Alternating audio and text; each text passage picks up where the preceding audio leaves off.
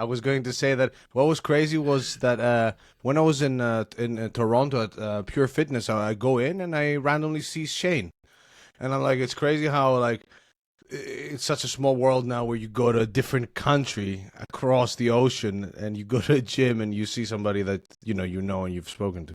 Oh, absolutely. Yeah, sure. Even even like when I suppose I went to WMBF Worlds there in November and I would have met like all of like the people in the natural bodybuilding community from like all over the world.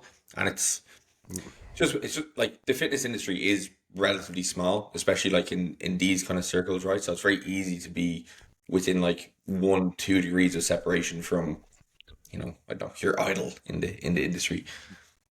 The evidence-based community is a niche community within an already niche community of people who lift weights, right? So there's like 10 people on earth who like actually care about this shit. I suppose today we're going to talk about technique, right? Technique is a very widely disputed, widely debated term. What is good technique? What is bad technique? And we have two very fine young gentlemen here who have actually looked at that topic in regards to what it means, in regards to actually getting more muscular. So who wants to take it first? How can we define what is technique, and like, can we even say what is good and what's bad technique? It's pack paper, or it's PAX paper. So Pac, I'll let you go first. I'm gonna speak about deloads actually now. No, I'm just kidding. So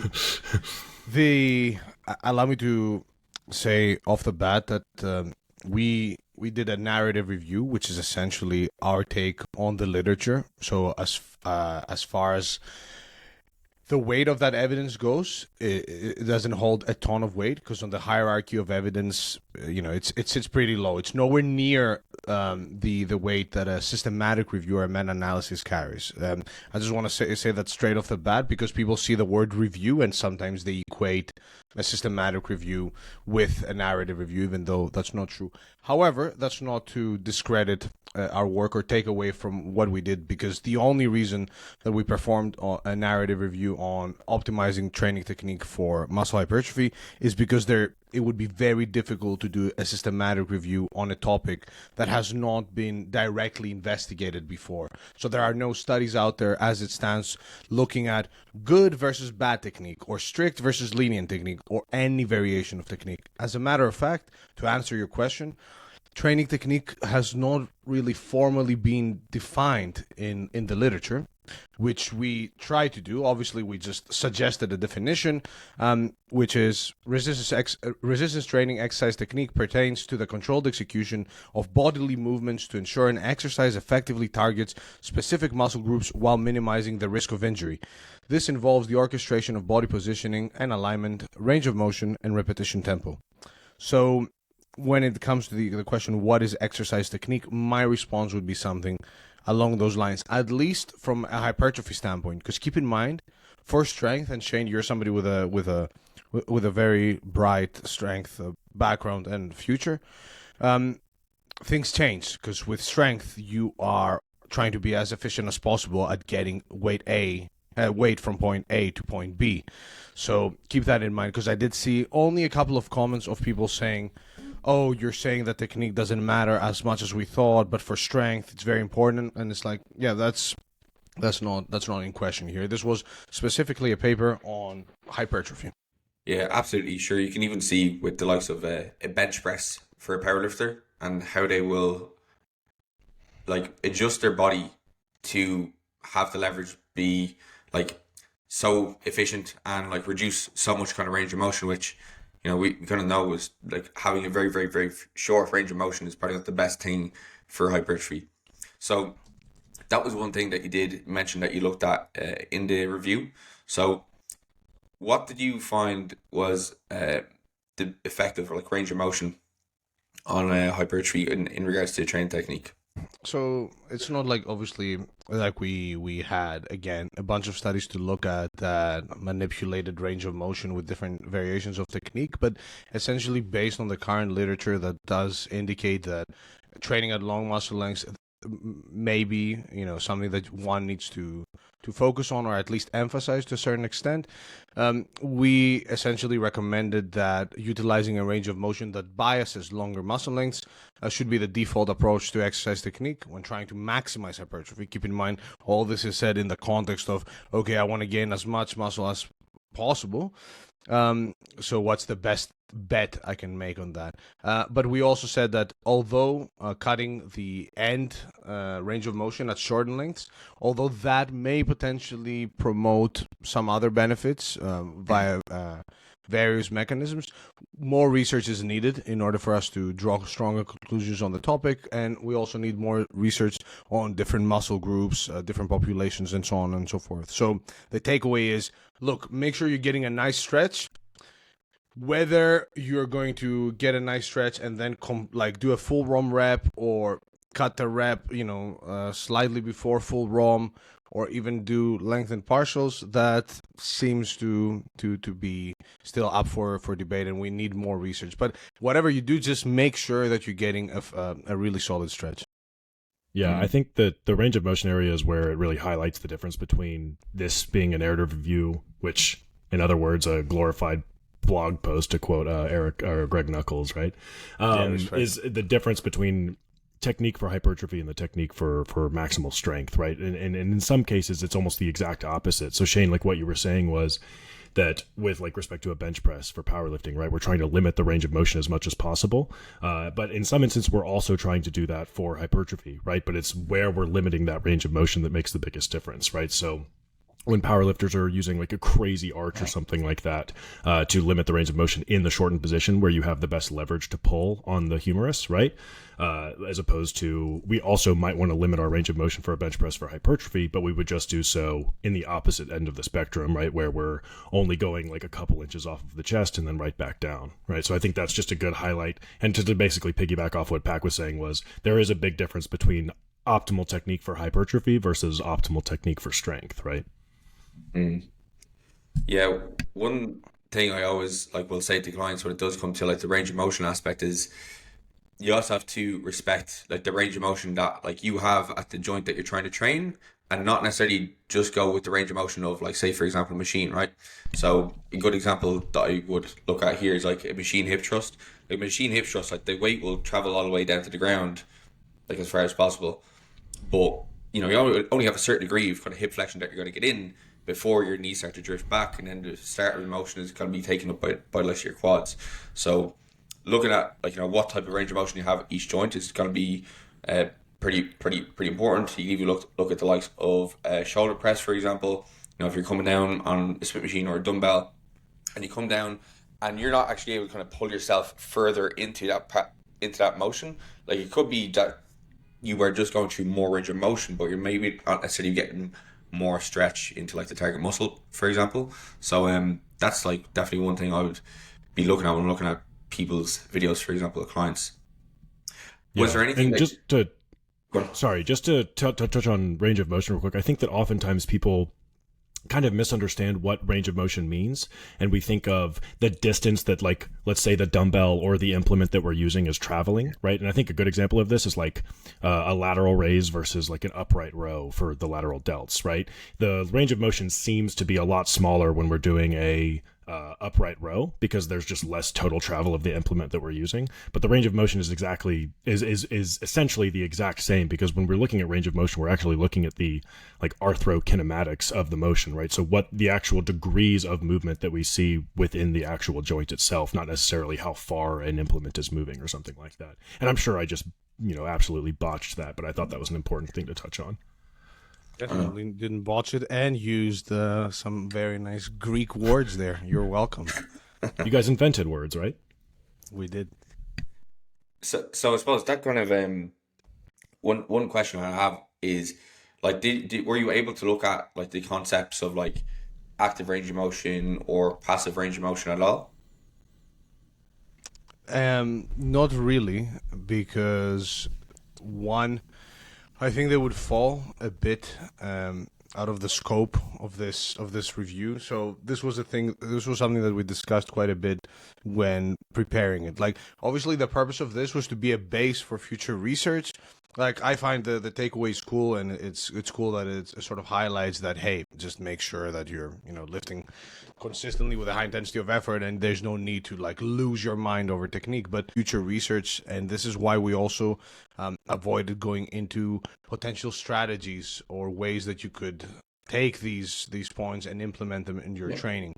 But as my personal knowledge on the effect of passive and active range of motion and its effect on hypertrophy is limited, I'd say. But I'm not sure if there's much out there to really make a solid case for, okay, this will be a better exercise than this one versus because like you've seen some people say, the lats are passive when they're fully stretched on the lat pull down, therefore something less hypertrophy. I'm not sure if Max, do you know of anything that directly looked at that concept? Well, so kind of, but it's also a little bit unclear when we say like active versus passive range of motion. I'm not exactly sure what we mean. Like, for instance, when someone this is not like a call out or anything like that, but oftentimes we'll see call them out. The Team Full ROM will like repost individuals doing like a leg press, for instance, like insane ranges of motion where you're seeing them go like almost all the way down, but the last couple of degrees of range of motion are lumbar flexion that's allowing for further knee travel. Is that kind of what we mean by passive versus active range of motion, or maybe I'm misunderstanding? The way I are would we just frame talking about? Go ahead. Yeah, the way I would frame it generally is. In that context, you may be going away from the active range of motion of like your quads, for example, but you are going to an active range of motion probably for your lumbar, right? I guess my biggest thing would be the whole thing with what range of motion is, right? We're not looking at the distance traveled of the implement. We're looking at the actual like how many degrees of rotation are we seeing at a particular joint, and this is just, kind of off the cuff. I'm not sure of this, but I don't know why we would discount passive range of motion given all of the weighted stretches, literature that we've seen come out recently, right? So the interset stretch study that came out of Schoenfeld's lab, the pec stretch study that just recently came out, I'm unfortunately don't remember the author's name, and then also all of the Warnicke stuff. So when we look at like the length tension relationship, right? Oftentimes people, and shout out to Daniel Plotkin for like actually teaching me this. I didn't realize this until not too long ago, but like we're discounting the fact that the Russian Jew, the Daniel Plotkin, not the Italian. Sorry. Anyway, we're discounting the fact that passive range of motion and passive tension on the muscle can be specifically hypertrophic. So I think that the idea that just because we're going outside of the quote unquote active range of motion does not necessarily mean that we're limiting the amount of hypertrophy that we're going to see from that set, right? So that's, I guess, where I stand, long-winded though it may be, on passive versus active range of motion.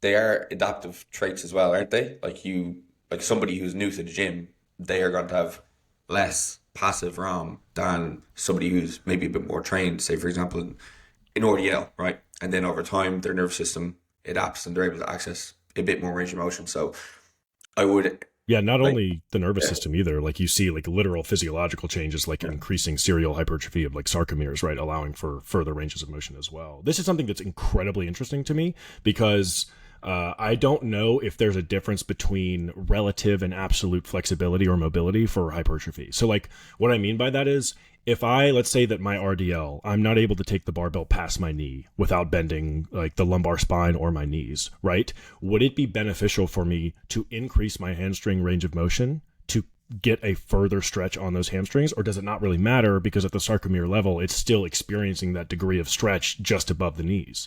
Like for instance, look at Alberto Nunez. His RDLs are like the shortest range of motion ever. The dude's got great hamstrings, obviously, but would he be better off, and I'm sure he has like great reasons for why he doesn't do this, but would he be better off increasing that range of motion so that he allows for an even deeper stretch over the long term, right?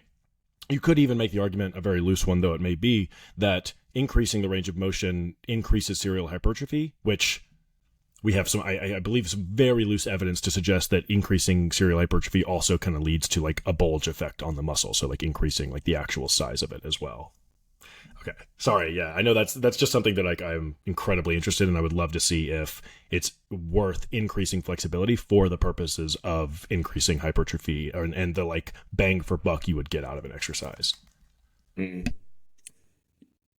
Yeah, it definitely is a very interesting topic because I don't know there is a buzz in certain circles of like the fitness community in regards to, oh, you should never train outside of, again, your active range of motion. You should never exceed the joint's tolerance of its end ranges and stuff like that. But like as we already said, like it can be something that you adapt to over time, and you're always going to have some degree of volume and load tolerance too. So it's not as if you do one rep and you exceed this like range of motion and all of a sudden you're fucked. Like, thankfully it doesn't happen like that. Thankfully we're more robust than that. So kind of following on from that, the other kind of aspect you looked at in the review was the utilization of different rep tempos. So what did you find to be the kind of most effective utilization of those for hypertrophy? So there is one tempo that has. No, I'm joking. Things to my surprise, to be honest, and that was one of the more like quote unquote interesting findings of this review, was that I was under the impression that we had relatively solid evidence in support of a combination of slower eccentrics and faster concentrics as means to, again, maximize hypertrophy. I was aware, obviously, that, look, as long as you're lifting to muscular failure, to momentary muscular failure, a variety of tempos can be employed, and there may be some slight deleterious effect when going super slow. But yeah, growing up in the more sort of evidence-based hypertrophy maximization culture, I thought that, okay, we got to control the eccentric by quite a bit because that is giving us a bit more hypertrophy, and then obviously lift with a maximal intent. But when you actually look at the evidence is mixed at best. There are some studies that hint at a slower eccentric potentially being somewhat better, but then there's studies that show the opposite. So as it stands, as long as your entire repetition duration is somewhere in the 2 to 8 second mark, and you can obviously utilize any eccentric or concentric repetition tempo that you like, and as long as there is some eccentric control. And keep in mind, I'm not aware of direct evidence on people, for example, doing, bicep curls without any eccentric control and some eccentric control and then more eccentric control and one being better than the other. But I think it makes sense to, advise that, hey, control the weight on the way down. And by control, I mean like when you're doing a bicep curl, don't let the weight free fall on the way down. So as long as you're within 2 to 8 seconds per repetition, you seem to be fine. Like it could be, for example, you could do a 1 second eccentric and a 2 second eccentric, a 4 second concentric and a 4 second eccentric, and so on and so forth. So things seem to be pretty flexible, which to an extent aligns with what we've observed in practice. Like you've seen individuals get insanely muscular with a variety of tempos, and there's been coaches out there that have been very vocal about a specific tempo ratio, but the literature is just not there to support that. Yeah, I mean, the craziest finding was that while we were doing this, there was like one study that we came across that showed a benefit to doing a slower concentric and a faster eccentric as opposed to a faster concentric and slower eccentric, but which was like just shocking. Is the exact opposite of how we generally think about doing it, right? But I think that my general takeaway from this, at least this portion of the paper, is incredibly pragmatic, which is to say that control the eccentric so that you're not letting gravity let the thing fall on you, and that's just from a kind of a theoretical standpoint of like injury prevention, but also like we know that we're stronger on the eccentric, so we might as well milk out like the repetitions that we get on the eccentric, right? And then lifting with intent. I don't think the speed matters so much, but lifting with a lot of intention when you're doing the concentric. And the reason I say that is not because of any empirical data suggesting that it's better, but when you work with clients, and you tell them to lift quickly on the concentric, it's easier for them, in my opinion, it's easier for them to push closer to failure, and it's easier to tell when they're actually getting close to failure. Because if they're trying to lift with intent and lift quickly on the way up, when they get closer and closer to failure and the rep starts slowing down, assuming that they're still putting in maximal effort, we can be sure that they're slowing down because of fatigue and not because, they're just kind of artificially slowing down. I think I talked about this with Steve Hall in the last podcast that I did with him, but you'll see individuals who, like, if you're doing very controlled reps, they'll start like slowing down their last couple of reps, but almost as like a performative thing to kind of show that they're getting closer to failure. But if you have them and you constantly remind them, no, lift as quickly as you possibly can on the way up, that kind of like limits their ability to like artificially slow down the bar, if that makes sense. Yeah, that's one thing like a question I would have had when it did come to looking at rep tempo in terms of like the literature, because obviously as you get closer to failure, like the rep tempo should slow down. So surely would it be harder to almost kind of look at groups doing like I don't know, volume or load equated or effort equated, but still maintaining the same level of like concentric effort? Because if you're pushing to failure, your concentric tempo probably isn't going to be like 1 or 2 seconds.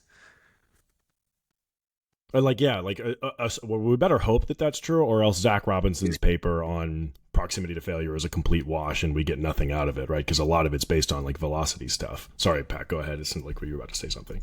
No. I was just going to make a joke, but now you put me on the spot, and I feel as I have to say something informative. Drink water. Don't listen to your kidneys. They don't know what they're doing. So force yourself to drink a gallon of water a day. That's good advice, Pat. With that, like one thing I often see in regards to like other bodybuilders do, on Instagram or whatever like that, is adding in the use of like pauses in the end ranges, or like they'll talk a lot about maybe utilizing like isometrics as a means to kind of increase the challenge. Like, are they worthwhile strategies to employ, or would it be better just to have a control change of direction and maybe utilize a little bit more load? Or what do you think the kind of consensus might be there? Max, I'll let you take this. I'll let you take this first. Thank you. That's very kind, man. You're welcome. So not a lot of literature on pauses, right, or isometrics with respect to hypertrophy in general, which is really interesting. In fact, there's a good. I recently was looking into this because I thought I want to see how far we can take this whole length and partial thing, right? And there's a lot of data, not a lot, but there's a good bit of data comparing like isometrics at long muscle lengths versus isometrics at short muscle lengths. But there's very little data comparing isometrics at long muscle lengths to like full range of motion training, right? So I can't really give you an empirical answer here, but my use of pauses always comes down again to like a practical thing, where if I have an individual who I find kind of bounces out of the bottom, which is something that we definitely don't want to do, something I'm pretty confident that we don't want to do with respect to hypertrophy, because you're basically minimizing the time spent in the most lengthened position. You're also relying on passive structures and potentially afferent motor signaling or whatever to produce the force to go back up, as opposed to the actual muscle that we care about stimulating, right? So usually when I tell someone to pause, it's just so that they don't bounce out of the bottom. And it's also kind of another way of like forcing them to control the eccentric, right? Because if they know that they're going to pause, going quicker on the way down is not really going to help them at all on the bounce up. So I do recommend pausing on a lot of lifts, especially in the most lengthened position. But I don't, that's, again, it's like entirely just like practical. There's not really any evidence that I'm drawing from there. Yeah, pretty much that. Like, again, we're talking in the context of maximizing hypertrophy. Do I honestly think, like, if you were to take two twins and have them one pause for a second at the long muscle lengths and the other one not pause, do I think you'd see a huge or even a meaningful difference? Probably not. And that's based on like the, what we're seeing with the current, like if we look at the current meta-analytic data on range of motion and the overall effect of range of motion overall, things don't seem to be that extreme. But like if you're a good example, Shane, you're somebody who is, a competitive bodybuilder. You're spending a lot of time in the gym, and it doesn't cost to go okay, I'm gonna do the bench press. I'm gonna pause at the bottom for a second. Like you'll spend an extra 20 seconds in your training. So, but maybe even psychologically, there's a reinforcement that you're doing everything you can in order to maximize hypertrophy. But yeah, in reality, I don't think we're talking about meaningful changes here. It's just I think more a matter of etiquette. So it's like, okay, I'm in the gym. I'm here to get the most out of my session. I will treat everything with the utmost respect just so that I can tell myself I've done everything in my power to maximize gains. And the rest is up to genetics and obviously food and sleep and stuff. Yeah, just to basically say exactly what Pac just said, which is, and Shane, I think you said it, a controlled change of direction. Is that what you said? Yeah. I think if someone's using a controlled change of direction, pausing isn't going to make a difference at all. The only time I ever use pausing is when I'm finding that someone isn't doing that. Like if they're bouncing out of the bottom. Because again, we just want to spend a good bit of time at long muscle lengths, and if we're minimizing that, it's probably best to find ways to avoid minimizing that. So it's all practical, essentially. Yeah.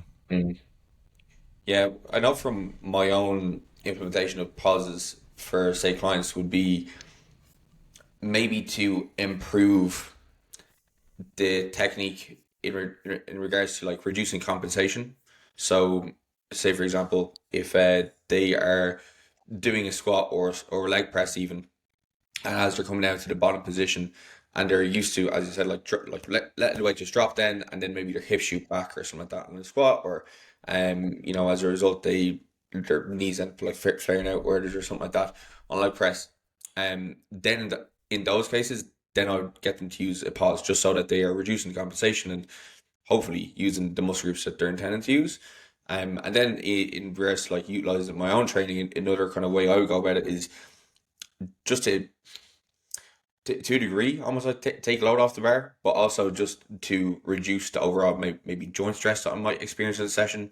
Again, if I'm kind of utilizing something again like a squat, I just dive bomb into the bottom, versus kind of maybe controlling it to the bottom position, I might have a little bit more kind of joint stress. That's just me personally. I'm not saying it's going to be for everybody, but that's one of the ways I consider it. Just trying to essentially make my reps a little bit more efficient for the goal that I'm doing, but not necessarily efficient in terms of being able to complete the rep easier, but being able to complete it easier for the goal that I'm looking to do.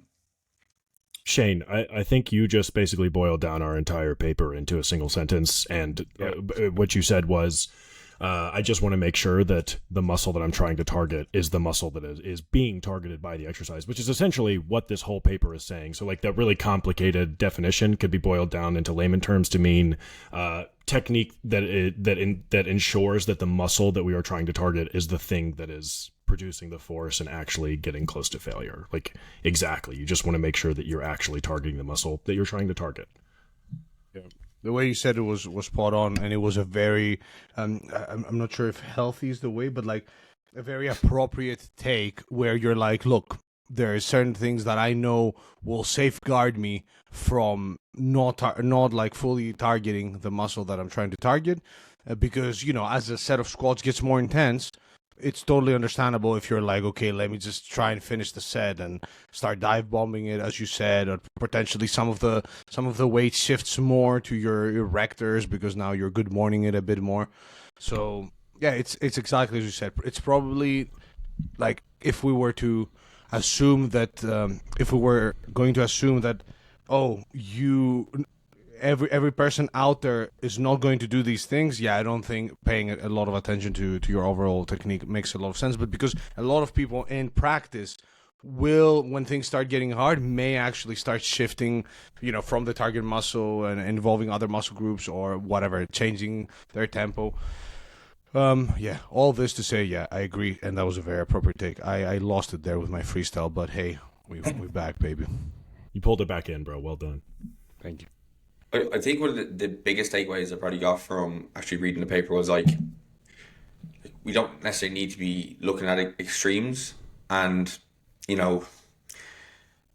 when people are taking the extremes with technique that things go by the wayside. Like again, so we could look at the with the extreme concentrics, eccentrics, right? I went to a seminar earlier on in the summer, Ben Pekulski, and his team were getting us all to do crazy eccentrics. Both on the eccentrics and concentrics, which would seem kind of impractical because you're using very, very, very, very, very light weight, right? And you get an intense muscle contraction, really big mind muscle connection.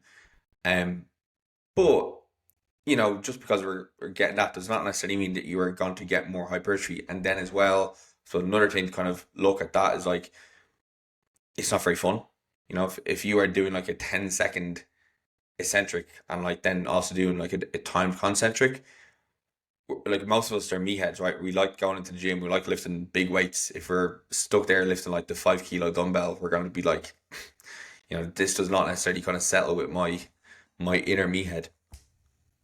Not to mention just the amount of time that you would have to spend. Like, it gets complicated when you start talking about extremes. So okay, a couple things there. One, you said not to go to the extremes. I think the whole point of the paper is that if you're on either end of the extremes, that's when you should care. Like, assuming that you go into the gym and you see someone lifting with like even what we would just colloquially call fine technique, like they're probably doing fine. And then if you see someone who's like bouncing and going crazy while they're doing the movement, like that's probably not great for muscle growth. But then the exact opposite is true, where someone is basically what you were just saying, Shane, spending so much time thinking about the very specific minute differences between like my palms being like this versus this, and my tempo going like, you did 4.5 seconds and not 5 seconds on that concentric. Like, assuming you're not in either of those extremes, then yeah, it's probably not going to make a huge difference no matter what you do. But sorry, yeah, it was beautifully said. Stop sorry. It's something that Max has also highlighted in one of his posts when it comes to like feeling, like how things feel. Like I'm sure, bro. Like now, if I grabbed one of those, I'm not sure if you can see, but like I have a couple of barbells here. And if I was to grab one of those barbells and just sit in the shortened position and just do this for like a minute, I would get a crazy pump, like, and then I would sit there and I would feel my muscle, my biceps, and just because something feels like it's effective, especially for muscle growth, it doesn't necessarily mean that it is. And yeah, that's the issue with a lot of things that people get shown. Obviously, like, I don't expect people to be doing systematic reviews and literature reviews, and people have a life as well, right? Not everybody's in our niche where you haven't seen the latest Coleman et al. Paper. Where do you live under a rock? Like, you go to a seminar where you pay thousands of dollars, and you have people that have a huge following, and they're telling you things that you are trying, and while you're trying them, you can feel what they're telling you you're going to feel. It's the same as with like sport massage. When the guy's pressing, when you tell the guy, oh, my forearm hurts, and they press and they give you an explanation that, for a lot of people helps them think that, okay, yeah, this is it, we figured it out. That if we went to anybody, like, let's, because we had a podcast with Coach Kasim. I'm sure that if I go to Coach Kasim's place and he shows me different variations, they will all feel amazing and they're going to be great variations to use. But at the same time, do we know whether those are going to actually lead to more hypertrophy than other variations that don't feel as intense but are still taking a lot of the basic boxes? I'm not sure. Maybe they will. Like, that's another thing that we're like, let's not say it's 100% sure that these things don't matter, because we do have some very limited evidence showing that, like, for example, for calves, the direction of one's toes can maybe play a role in regional hypertrophy. So it may be that certain variations do play a role, but as it stands, I don't know. There's not much to base very absolute claims on.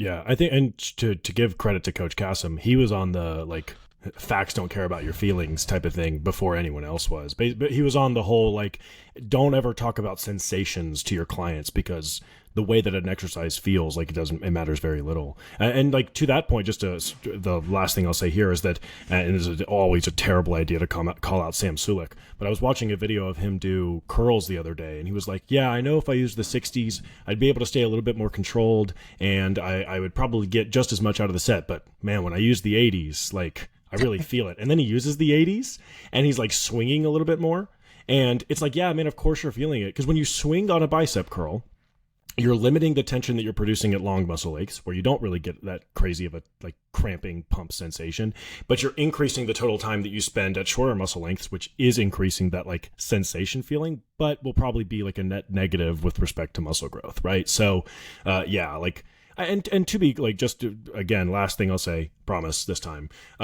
I do not care about how your muscle feels during an exercise, but if all things are created equal, I do care. So like if there's two exercises that are equally like biomechanically sound, they both allow for a deep stretch on the muscle we're trying to target, and they don't hurt your joints, but one leads to way better pumps than the other, yeah, I'd probably put my money on the one that leads to a better pump for no reason other than that shit feels really fucking good. And to quote Arnold, it literally feels like coming. So I would say, like, if I do not, like, it's not the most important thing, but it's still something to consider when choosing exercises. Hot take. And this is, hot take. Look, if you want to feel like coming in the gym, just go and come, like privately in the toilets, and it's okay. It's fine. I'm sure, like as somebody said, it's not illegal, right? Like, was that from like Key and Peele? Like, it's not illegal to come on a plane, like to go to the, like that's not a crime. I don't know. You guys are a lot more lenient with nudity, public nudity in Europe than we are here in the United States. No, I didn't say publicly. So. Go to the toilets, and you're going to be like, yep. Okay. Anyways, I digressed here with my edgy joke, and that was a joke that was sent to me by Max Coleman. But you are the real Max Coleman, so you're really just throwing yourself further under the bus, man. Yeah. We will take no responsibility on what people do after this podcast in their gyms. Like that. That's one thing I would, again, like, talk to clients about, like, they might come to me doing some exercise which is, more kind of sensation based, where they gravitate more towards exercises which are sensation based. And look, I think when you are kind of programming for a client, you have to give them a bit of what they want as well as like a lot of what they need. And, just because an exercise, even if it is like, I don't know, say for example, it's a short range bias movement, so you just get a good pump. Say for example, like a sumo deadlift, right? And they want to grow their glutes. We'll keep that in there, but we might throw in the likes of an RDL, we might throw in the likes of a leg press, might throw in the likes of a squat, these kind of things, because it like in the actual kind of gym setting with somebody's program, it's very hard to kind of separate exactly everything out. One thing I've found just from my own implementation of even like the more kind of length and range movements, two points, you kind of, how to say, well, from my own kind of personal experience of having them in my program, because I would usually gravitate towards them, I can only do a certain amount of them before maybe I get a little bit too much being taxed too much. Say for example, I do like an RDL as well as like a seated hamstring curl in the same session. But I could also maybe do like a kneeling hamstring curl, for example, which, maybe do at the start, get a little bit of a pump, and then kind of move into the rest. Not that it's not necessarily going to be aiding much more in regards to fatigue, but it might help to just add in a little bit more additional hamstring hypertrophy. I don't know if I'm on the kind of right ballpark with that, but that's kind of the way I'd kind of look at it, as opposed to adding in another length and ranged hamstring movement. So this is something that, and sorry, Becca, you can... No. If you have some... But I think that people often... So I was just talking to another trainer at the gym, and I was like showing him basically like a preacher... The Milo curl is what I call it, actually, where you're doing a bicep curl with your arms like straight up out in front of you, supported here. And you're doing like a lengthened partial like this, right? And he was like, oh, that's cool. You can then pair that with like this exercise so you get the shortened range. And in my head, I'm like... if we're pretty confident that longer muscle length training is more hypertrophic, and then we are trying to pair that with like a shorter muscle length, and look, this is entirely speculative. This isn't like something that I can like cite, right? But to me, that just seems like we're doing something for the case of doing it. You know what I mean? Like if we're getting a bunch of stimulation from doing this long muscle length training, like let's say the RDL and the seated hamstring curl, I would just say cut it when you can no longer do any more, and don't worry about taxing on some more hamstring work in a shortened position just to like feel like you're padding your lifts, right? Like I don't think that that's necessary. But again, the state of the data where we in the like lengthened community kind of talk about it almost too confidently sometimes. It's very possible that for certain muscles, it's better to stay in a shortened position. I have no idea. I've talked about this with respect to the back, right?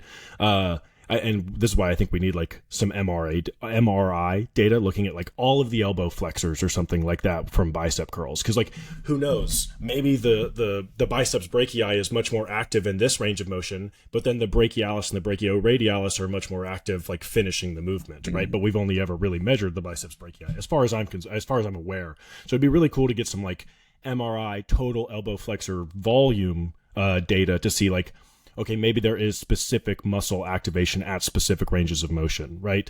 But given the current data that we do have, just to finally answer what you were just talking about, I would say spend most of your time at longer muscle lengths and don't worry about padding extra volume in at shorter muscle lengths just to like feel as if you're meeting some requisite number of sets. I think that's a fair assessment.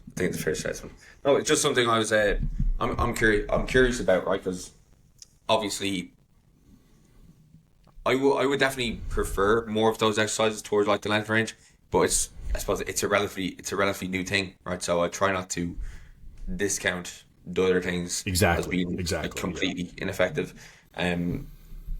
So yes, so that's very, very good points there. One question I wanted to ask, I suppose this is going to be almost like the polar opposite to the question of good technique, but where do we stand on cheat reps? You're talking about it there with like Sam Select, but like where do we stand with the likes of cheat reps? Like, can you do a little bit of swinging on a bent over row? You know, what are your thoughts? So I disagree with what we said in the paper, but I'll let Pat go right now. You disagree with the safe take of like, oh, as it stands, let's suggest to minimize external momentum? No, I disagree with like half of a sentence in the paper, obviously, and I don't actually, but basically, I basically don't think that there's ever a good reason to use external momentum. So like we have one little sentence in the paper that's like, it's probably worse for some exercises, like for instance, like bicep curls, like it's probably worse to do that than it is for bent over rows, because when you do it for bent over rows, you're allowing yourself to spend more time at longer muscle lengths. But I think that what would be way better would be just do like length and partial, like a set finisher of length and partials, or do integrated length and partials every other rep on a bent over row. I think that would be much more beneficial than using like external momentum. Basically, my take is that there's never a good reason to use external momentum in an exercise if you're training for hypertrophy, personally. That's the only, I don't actually disagree with the paper, but that like one little thing, like I don't even think it's acceptable for like bent over rows, personally. Hey, I get Max's point in the sense of like, okay, yeah, you're probably better off keeping things super strict the majority of your time, because like there's no evidence to show that the use of external momentum is going to potentiate hypertrophy more, so why not do it? And then again, we're speaking about maximizing muscle hypertrophy, so that then takes away from the equation the person who just lifts and wants to be big and strong. Who, yeah, sure, bro. Like, yeah, use a bit of momentum. Who gives a shit? Like, you're gonna be fine. Especially if you're taking the muscle to failure, obviously. Like yeah, even in the sense of like optimizing, it probably doesn't matter. That's it. Like that's what I was going to. Like we don't know. There's no direct evidence, and the lab in New York will be looking at that at some point in the near future. But again, like this will be one study. So even if that study shows that the effect of external momentum on specific exercises in a specific population doesn't seem to lead to any differences in hypertrophy when sets are taken to failure, that's not to say, like, go and sit on that lat pull down and have yourself be at a 90-degree angle to the floor when you complete the rep, because you're just rocking back and forth. But I don't know. I personally agree with Max that, look, if you're the guy, if you're you, Shane, if you're like a competitive bodybuilder, and unless something feels insanely better with a slight bit of external momentum, best to try and minimize it at all times. For the majority of people, yeah, it doesn't. I don't think it matters if you use a bit of momentum when you're rowing or when you're doing a lat pull down or literally any exercise, as long as at the end that muscle that you're trying to target is actually taken to the point where it can't do any more work. I'm actually, now that I'm thinking about it, I don't know where I stand on this anymore. Sorry, because I probably should have spent more time thinking about it. ADHD. Just because, yeah, exactly. But like, because we're saying like as long as you take the muscle to failure, it doesn't matter, right?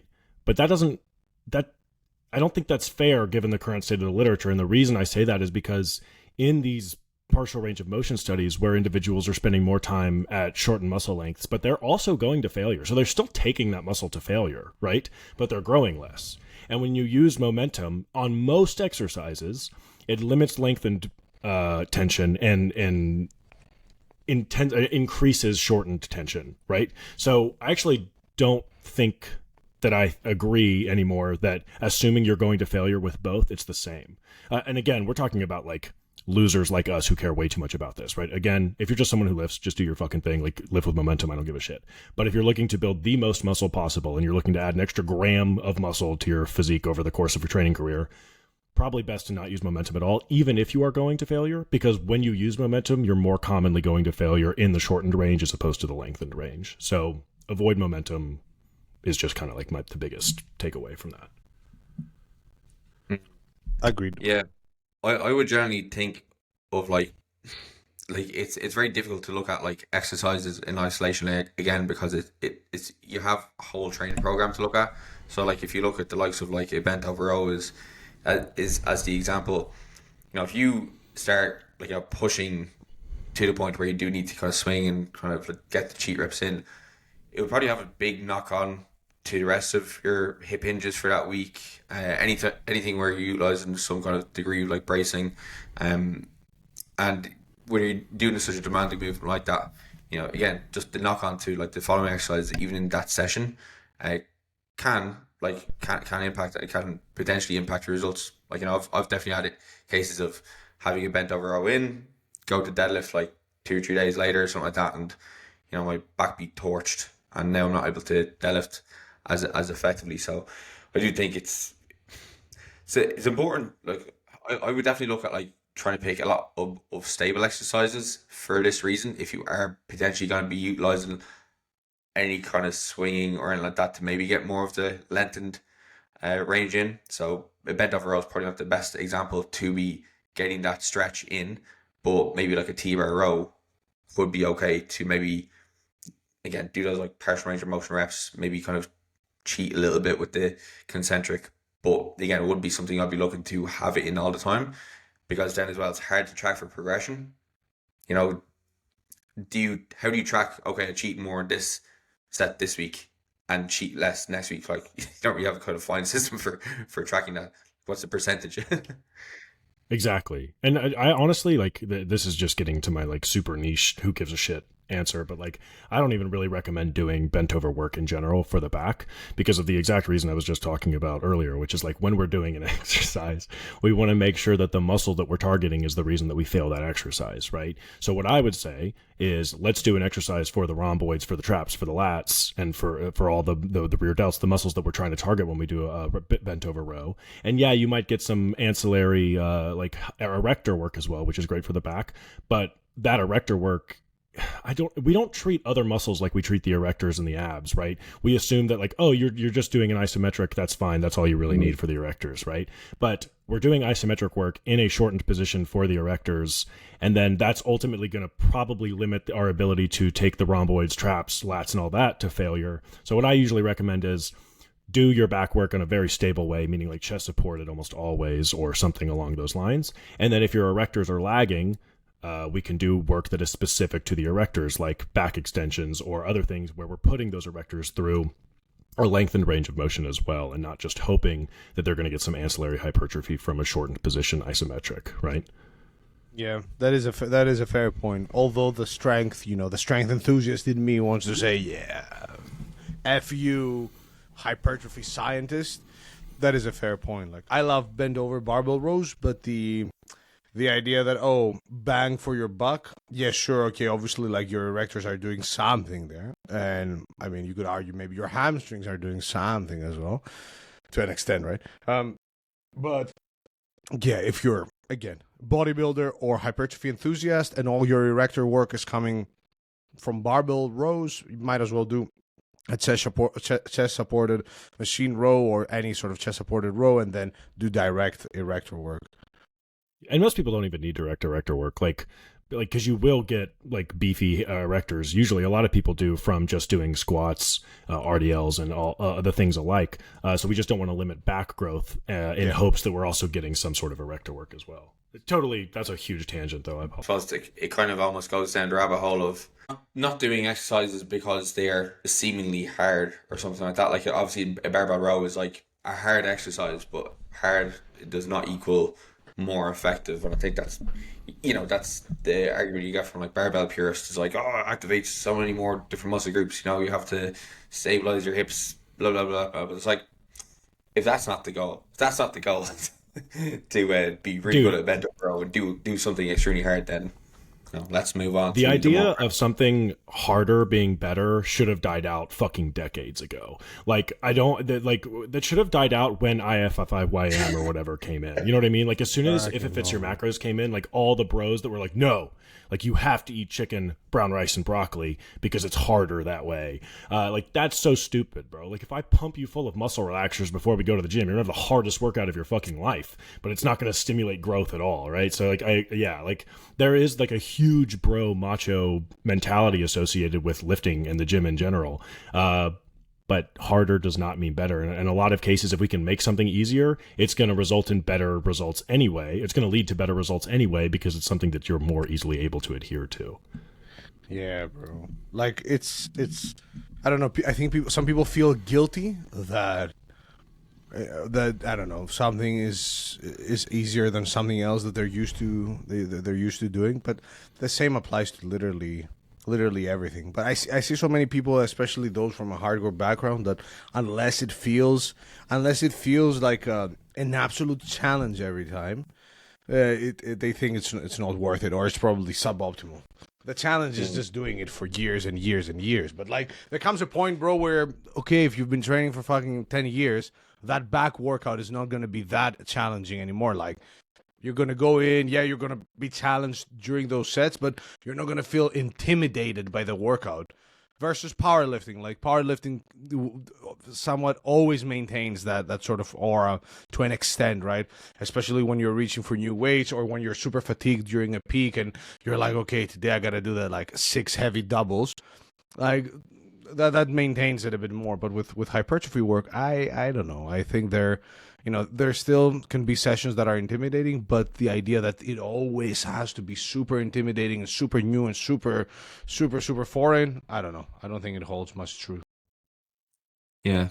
I definitely think there's like value in having some exercises which, spark that fire in you, like get you a little bit amped up, but to pick exercises totally based off that, like, again, it's very common to hear in bodybuilding circles that like these exercises, they build density. These ones here, they shape the muscle. So like I see it actually all the time, just in the context of talk about what we've been talking about here, right? Like look at a bent over row versus like a single arm lat pull down, right? Obviously there's going to be slight different changes in regards to like maybe what muscle groups might be used by the orientation of your arm and stuff like that. But I see people like, the reason why bodybuilders don't look the same the way they did in the 90s is because they're doing more of these single arm pull downs versus their heavy bent over barbell rows, right? And it's just like, I would also say, like, if you're going into a set of chest supported rows and it's not getting you fired up, it just, to me, it kind of just indicates to me that you're just not training hard enough. Like, you should go into a set of like, every exercise should intimidate you a little bit. Like, it should put a little bit of that like fear into you because it's going to be hard. Like, I'm saying that we shouldn't choose things because they're hard, but everything that we do should be hard because training to failure fucking hurts. Like, or training close to failure fucking hurts. Doing a lot of volume hurts. Like, these things are supposed to be hard, but choosing something because it's hard is where it's silly, in my opinion. The reason I mentioned intimidation specifically is because of Shane's background as well. So I don't know. I think that when you stare at a barbell with 5-6 plates on it for a squat, personally at least, that is much like that level of intimidation will never be matched by any sort of upper body exercise or deadlift, like the or leg squat extension. Same thing, or leg press or hack squat. Like the I don't know, the barbell back squat, the heavy barbell back squat, for me, I don't know, it scares me a bit. What I wanted to ask Shane though is in the bodybuilding world, and in some of your not circles, but like I've seen that you're in contact with some people. There's a very heavy sort of emphasis on cueing, and sometimes I feel over cueing. Like I've seen some videos of people train where it's like a guy's doing again a chest press or a chest supported row, and there's just like 7 different cues for an exercise that is pretty much already set for you to like just do it and grab the thing, move the handle, like the musculature is going to work. What do you think about like cueing? Do you find that with clients it helps a lot? Do you think My usual kind of go-to with this is like just getting videos of the client doing the movement. Does it look like the movement should look? Does it look like they're training the muscles they should be using? And then after that, it's like asking them what their experience of it is. So do you have like a pump in the muscle after? Do you feel like the muscle's been worked after? Do you feel any soreness in the muscle maybe like the next day or something like that? If they're feeling like the exercise is off, then maybe I'll kind of ask them about like what are they thinking about when they're doing the movement, and then just see from there if I can give them a cue. But it's not helpful to think of a million different things when you are doing an exercise in general, like especially if it's going to be heavy and hard. Like the less cues you can really think about. Like in a powerlifting context, if you are doing anything that's above 90%, like if you're focused on more than one cue, like you're kind of going to be lost. The lighter the weight is, you can maybe focus on a little bit more. But again, I find that the more cues people think about, the worse their technique gets. Mm-hmm. Yep. Yeah, I can hear you. You good? Yeah, sorry.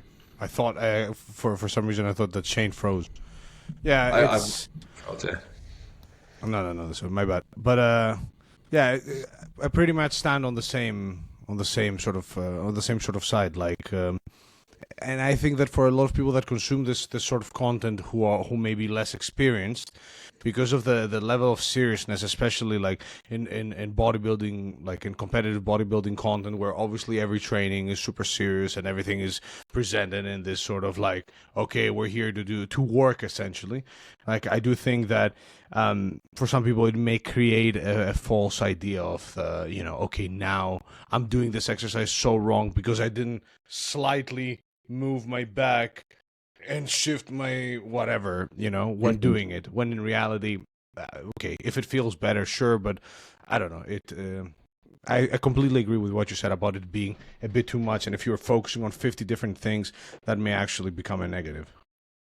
Yeah, I think this conversation, like that question and these little tidbits dovetail really well into like the last little bit of the paper that we haven't really touched on yet, which is exercise specific kinematics. So we touched on like strictness versus leniency with respect to like using other muscles, right?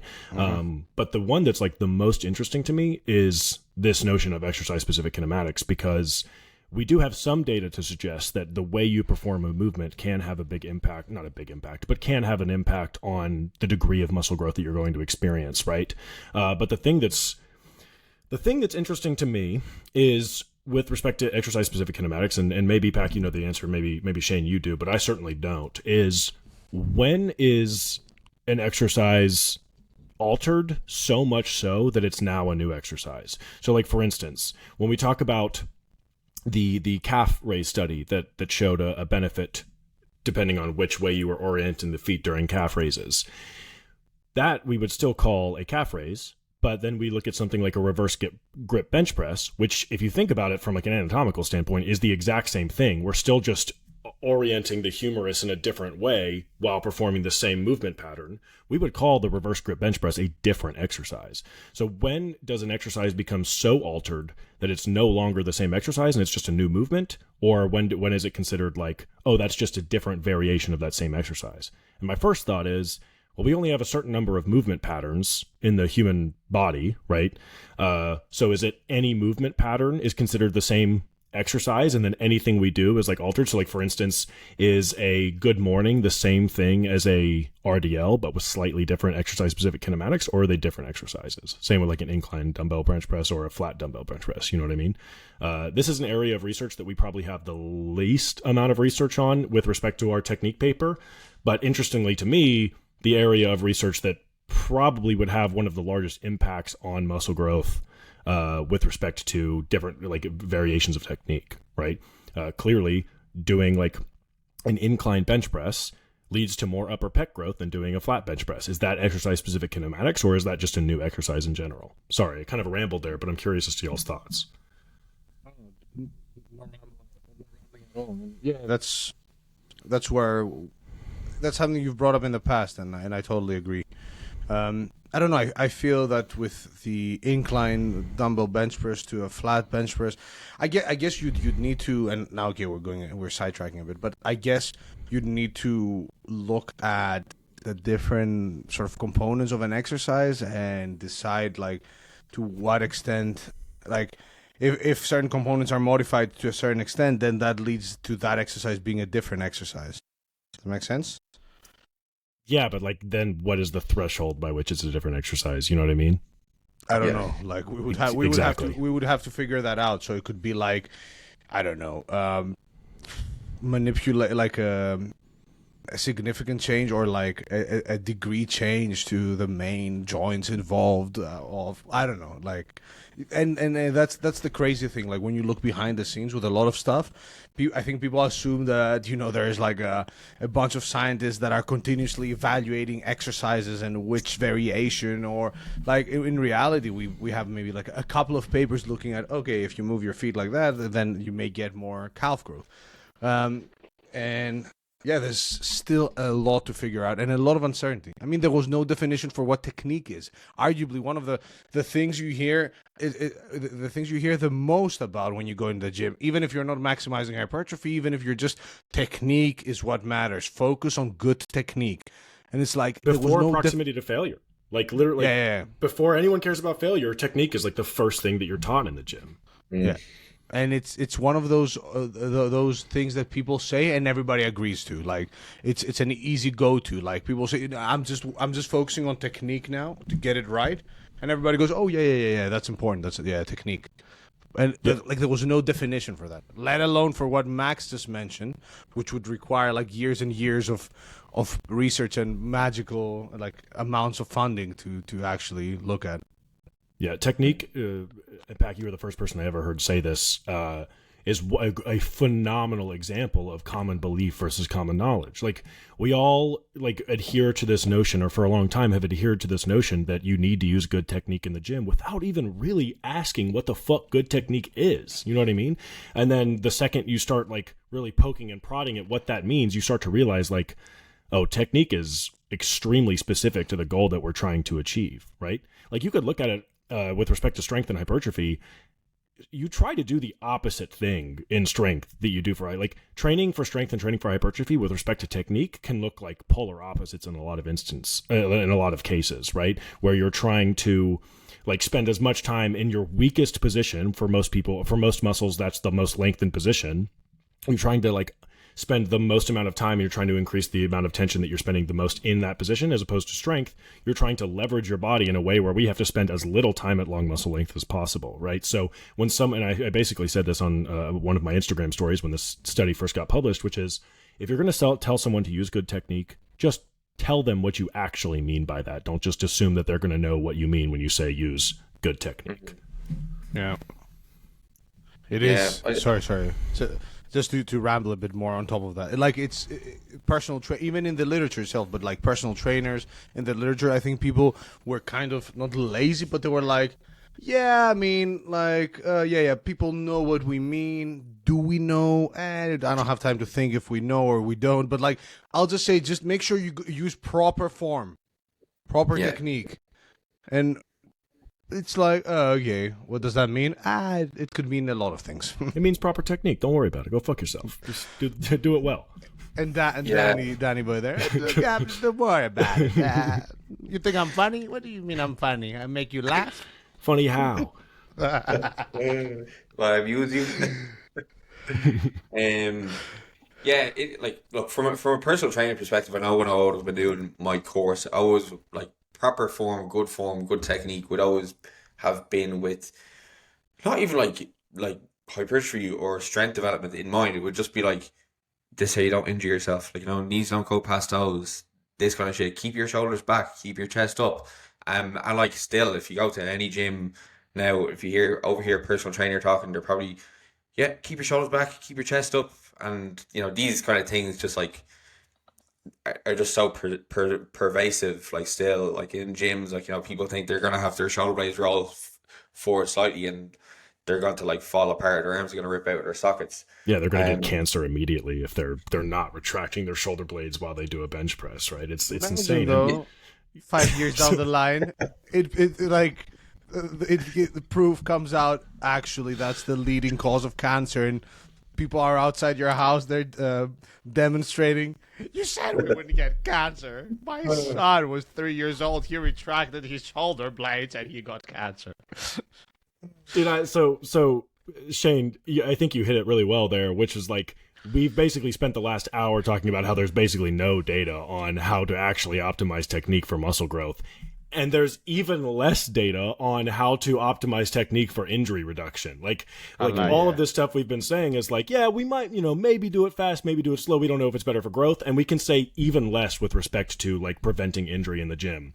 So like, anytime someone tells you like, oh dude, oh my God, if you round your back even a little bit on this deadlift, like not only are you going to get sick, but like your grandkids are going to be fucked as well. Like there's nothing you can do, like, and with no basis to that claim whatsoever. So yeah, I think that's well highlighted, Shane. Thank you. Just to touch on your comment actually that I didn't address with regards to when does a exercise become a different exercise or when it's just like a different like joint motion. Like, yeah, for my kind of little kind of understanding would be that it exercises become a different exercise when there's like a notable difference in regards to like contribution from a different muscle group, right? So if you're going from a 15-degree incline on a bench press to like a 30-degree incline, like there's probably not much of a kind of noticeable change there. But if you go from flat to 45, like there's got to be a noticeable change in regards to like maybe kind of like shoulder activity. And so that'd be... Go on. Yeah, that's the one study that we have on incline versus flat bench press. They used a 45-degree angle versus flat, and you saw more incline, or you saw more clavicular pec growth. So yeah, it's a great example. Yeah, but then even with that, right, and this is one thing you probably see in gyms too, is people will be doing an incline, but like the incline is like we're looking at incline benches in regards to we are artificially increasing the bench so that we can change our kind of sternum angle, right? But then you'll have people arching, or like they'll be doing it so that their arse is not even in contact with the bench, and then they just look like they're flat, but the bench is inclined, right? So they're doing an incline bench, but they are not really from a muscular perspective. And then even with the case of, I don't know, you look at like a single arm pull down, and then you do it like Casima's doing it at the moment with the pull around, like what degrees of difference are there? We're kind of doing similar kind of motion. Like it might feel slightly different, but long term, will there be a big difference in regards to how your lats are going to grow? I don't know. Yeah, dude, when it comes to the back, it's just all a fucking shot in the dark. Like, we have so little literature looking at how to actually effectively grow the muscles of the back because of how hard they can be to measure, especially with, like, more rudimentary techniques, like, not rudimentary, but, like, non-MRI, like using ultrasound and stuff. It can be really difficult to measure back muscles. So when we're telling people that certain exercises are better for blank or worse for X and better for Y, like we're going usually off of biomechanical modeling speculation, or even more egregiously like EMG data that we have showing more activation from one exercise than another. So yeah, that's we have no fucking clue if doing your lat pull downs like this as opposed to this is actually going to make a huge difference with respect to what muscles we're targeting better or worse. And just to touch on injury, because that's my new expertise, my new area of expertise with disease. But like, yeah, I don't know, man. I mean, we watch people play rugby, American football, dance, do all sorts of like random stuff with like forces applied from every sort of direction, bend, twist, jump, fall. And it's like, I'm pretty sure I personally believe, as a movement optimist, TM, shout out Greg Lehman, that look, you're doing a controlled movement that where you're gradually increasing load, blah blah blah, and now some variation from a textbook form of how you're supposed to do the exercise, and where the textbook form is not really based on like scientific evidence, but rather on biomechanical reasoning for that exercise to be efficient at targeting the muscle that you're trying to target. So the idea that deviating from that will lead to injury because something it doesn't look right, or we're not like aesthetically maybe it doesn't look as pleasing. I don't know, man. I don't buy into it, and I don't buy into it because from an observational standpoint, people would be legit like breaking in half every day if that was the case. It's true, man. Like, how many times, I don't know, like back in my day, we used to play sports outside. Like how many days have you done stuff that you're not, like your body's not used to, random sprints, random sort of change of direction, and even like when playing rugby back in the day when I was a kid, like you don't just break in half just because you come into contact. Let alone when, oh, you did the squat and your hips rose a bit more because something. I don't know. Yeah, dude, like how many times have you guys watched someone pick up their 6-year-old with perfect deadlift form? Like we lift ugly, and like Adam Eakins, like shout out, this dude's like a physiotherapist, like my favorite physiotherapist on Instagram, basically talks about how it's okay to lift ugly because life is ugly and you want to prepare yourself for like the actual real world movements that you're going to be doing, right? And so yeah, I don't think that we can say for sure that because of some pig cadaver, that's the one everyone goes to now, because of some pig cadaver study that showed, you know, lumbar flexion lead to more disc herniation, that we can be sure that that applies to humans in the gym, right? And like lumbar flexion specifically, there's been a relatively recent. I mean, you know, Max, sorry, like, so I'm using the pass by Max, and I'm dunking with Max together. It's a weird dunk. To flex or not to flex, is there a relationship between lumbar spine flexion during lifting and low back pain? Obviously, that may be slightly different to injury, but I think it's pretty close to injury. A systematic review with meta-analysis, and there was low quality evidence that greater lumbar spine flexion during lifting was not a risk factor for low back pain onset or persistence, or a differentiator of people with and without low back pain. Obviously, more evidence is needed. That's what that says there. But as it stands, I don't know. Technique and safety. Obviously, some things matter. And the reason you see like people tell other people, "Hey, lift with your legs, not your back," like it makes some sense. Like that still applies because when you're lifting a very heavy weight and you're somebody who's untrained and you've never lifted a weight in your life, yeah, randomly telling your lower back, "Yo, here's X amount of force." Adapt to it. Like, yeah, it makes sense that it may go, wait a second, I've never done this before. Okay, pain.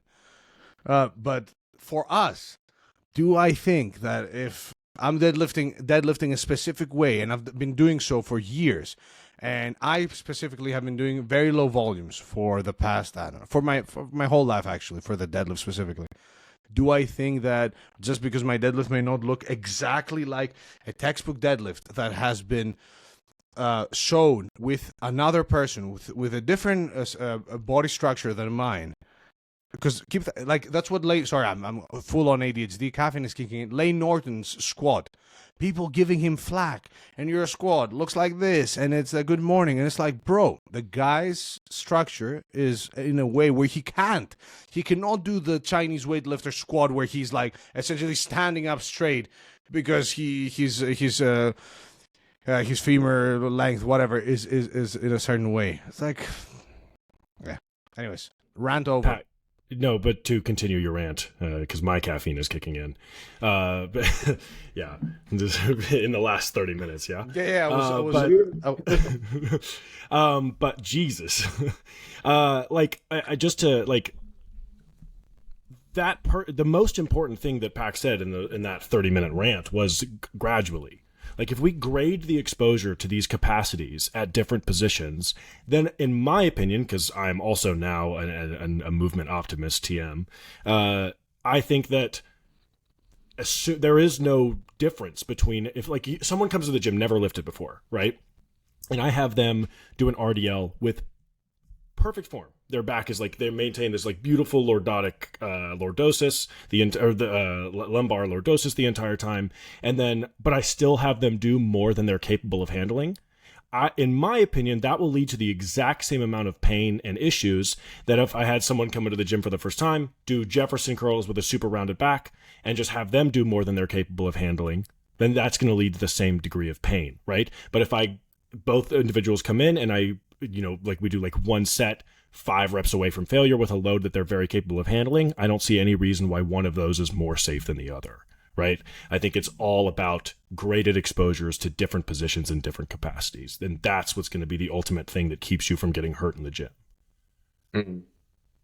Yeah, absolutely. And like when it does come to those kind of scenarios, it's from a hypertrophy perspective, it's more that you change things to increase the efficiency of you being able to, again, utilize the muscle that you're looking to work to overcome the resistance of the weight that you're lifting, versus it being like, this is like proper form. Because say for example, right, if you're doing like an RDL, if you're doing an RDL with like a really heavy load, you probably will have some degree of protraction in your shoulders. You probably have your kind of lats packed and like depression to kind of keep your upper back as kind of rigid as possible while you're pushing your hips back. But because your upper back is rounding does not necessarily mean that that's going to cause injury. It's just, if the weight is heavy, it's going to pull you into that position anyway. So why waste energy by keeping your shoulders back? Whereas again, that's like one thing that you'll be taught in PT school. Keep your shoulders back. Don't let them roll forward. For deadlift variations, that's like, it's almost impossible to do if you're lifting a good load.